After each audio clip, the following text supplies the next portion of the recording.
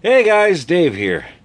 In this video, we're going to be talking about one of our favorite characters in The Flash, Caitlin Snow, aka Killer Frost. Now, one thing that a friend of mine noted that on my last review for Abracadabra, I didn't talk about how Caitlin's went into a shock. Her heart stopped, and to save her life, they took the amulet off of her that powered her cuffs, allowing her to turn into Killer Frost and to regenerate her body. So now, in an explosion of cold, Killer Frost is now out and on the loose.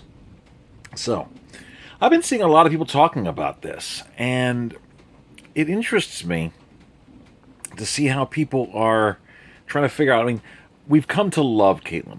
She's an interesting character. She's brilliant. She's become an essential part of the team. But now that she's Killer Frost, are we going to lose her on the show? Is she destined to become nothing but a villain? Well, I thought I'd talk about something about her as well as something going on in the comic books right now. You see, Killer Frost isn't just a character that shoots out cold. They actually went into detail about this, and her powers are quite interesting. Effectively, Killer Frost is a living heat sink. What this means is she absorbs heat from people and items in her surroundings. In fact, she needs the heat to be able to power her abilities as well as to keep moving.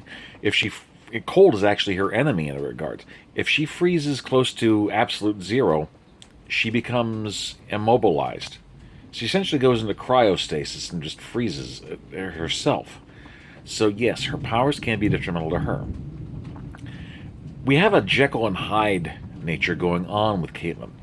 When she gets her powers active, she becomes more emotionally cold, as well as more predatory.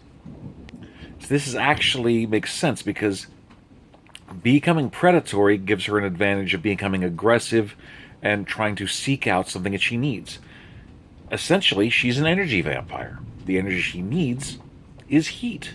Now, theoretically, if they can supply her with enough heat to absorb on a regular basis, then it should be able to satisfy her abilities without her essentially becoming ravenous for taking the lives of others and sucking the life out of them, as it were.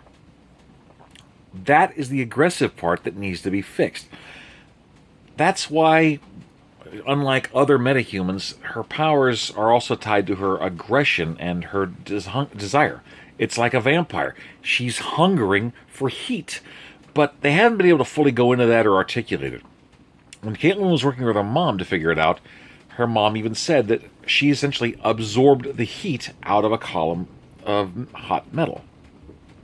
That explains it right there. We get to see the cold blast. Essentially, we get to see it like frost spreading, but we don't really get to see too much about the energy being absorbed into her. This is partially why, on Earth 2, Killer Frost and Deathstorm were the perfect couple.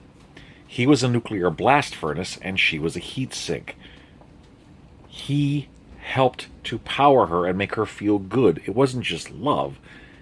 She was absorbing the radiant heat that he's capable of putting out. So that's something that's essential. If Ronnie, if Firestorm was around, then that could be an answer. Unfortunately, since he's not, Team Star Labs is going to have to figure out a way to fuel her, to feed her, in order to keep her satiated. But don't worry, she's not completely destined to be just a bad guy. You see, in the comic books right now, Batman has formed his own team of the Justice League of America, including some fun characters. The Ray, Lobo, and Caitlin Snow, aka Killer Frost. Apparently, in the comics, Caitlin had actually been working with the Suicide Squad and was able to prove to the Justice League, when they really needed it, that she wanted to help take care of lives and be a doctor again, not just someone that took lives. So the possibility for reform and redemption is there. but they have to understand the nature of her powers.